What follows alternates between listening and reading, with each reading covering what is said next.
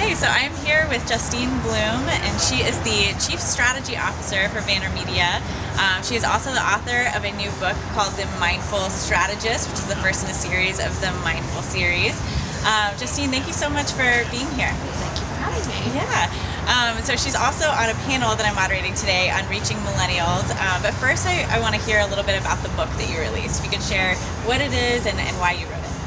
Yeah, it's actually designed more like a planner, if you like. There's a lot of content in it, so it's sort of part informational, but also part designed to be a tool that people can use to take a break from the hustle and the grind and the task list, the to-do list that goes crazy. It keeps us very on task, but also can be very distracting, I think, that with our devices. So this is about 15 to 20 minutes of the day.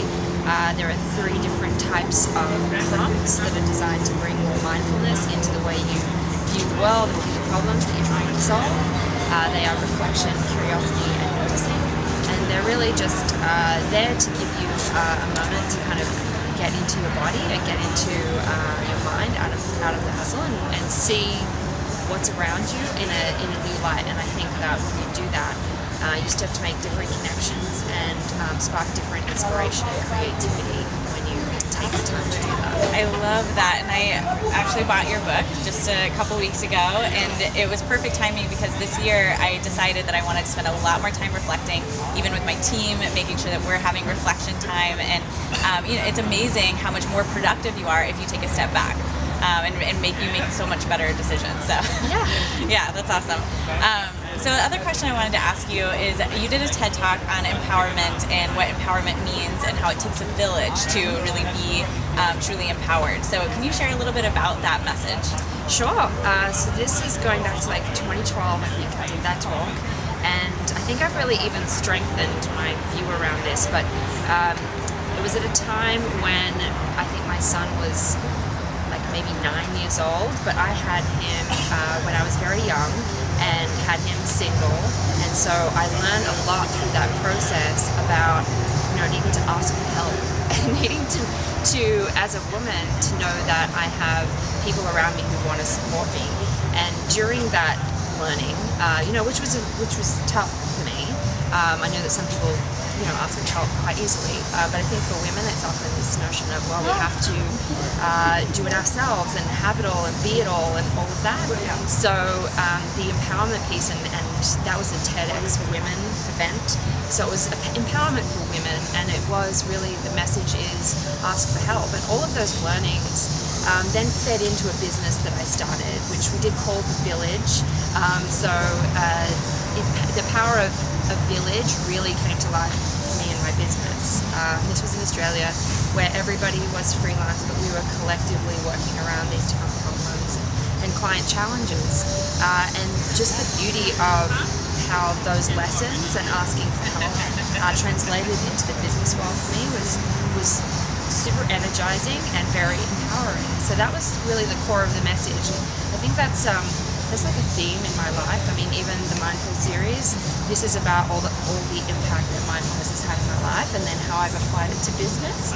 And I think so often women try to keep those things quite separate. Like they have their work persona and their life persona, but really the work-life balance comes from the ability to blend the two and see the parallels. Absolutely. And it's interesting being at Agent 2021, where Gary always talks about the importance of authenticity and really integrating who you are and your personality into your brand. And that's what's effective when we're talking about reaching millennials or today's consumers just generally. But I think that message of empowerment is something that does get confusing sometimes, where we think it's about ourselves, but it's really about the collective.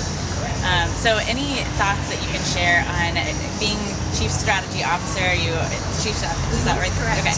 Yeah, you are probably doing really interesting projects and really on the cutting edge of reaching today's consumers. Can you share any tips on how to reach next generation consumers? Yeah, I think the millennial cohort, I say cohort, but they're enormous. I mean, it's 85 million of them in the US. They are super interesting, particularly when it comes to their attitudes towards home buying and the finance around that as well. It's they have very different points of view to previous generations. They have a sense, first of all, they keep their homes that they buy much fewer years than previous generations, which means they're a great market because they're buying more often. They also have a very different point of view or motivation when they are looking at which is the right home for them. So sometimes maybe unorthodox, maybe very millennial, they are buying the home that's perfect for their pet, or buying a home that is bigger than what they need because they're going to side hustle and Airbnb that extra room.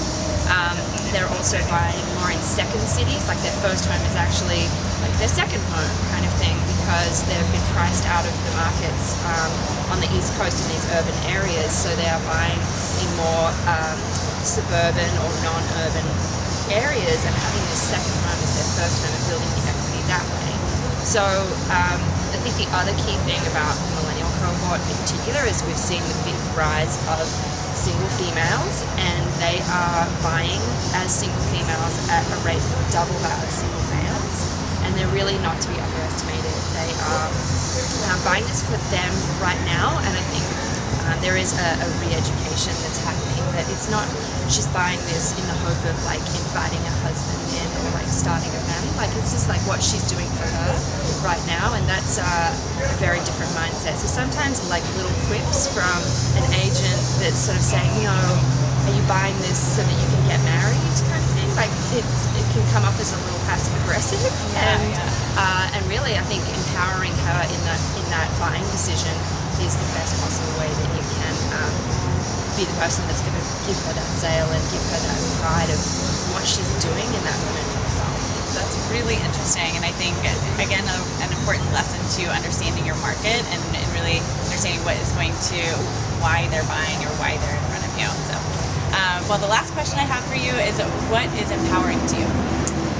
Empowering to me, wow, I think what's empowering to me is being in my truth and being able to speak from a place of authenticity. Gary's very good at this, and I think it's definitely something that I have learned or grown from with him. I think it's a long journey, but that being able to not have to put on a mask or be a persona or be something that I think somebody else needs me to be, that's when I not only am my most empowered, but when I give my most value to those people around me. So that is beautiful.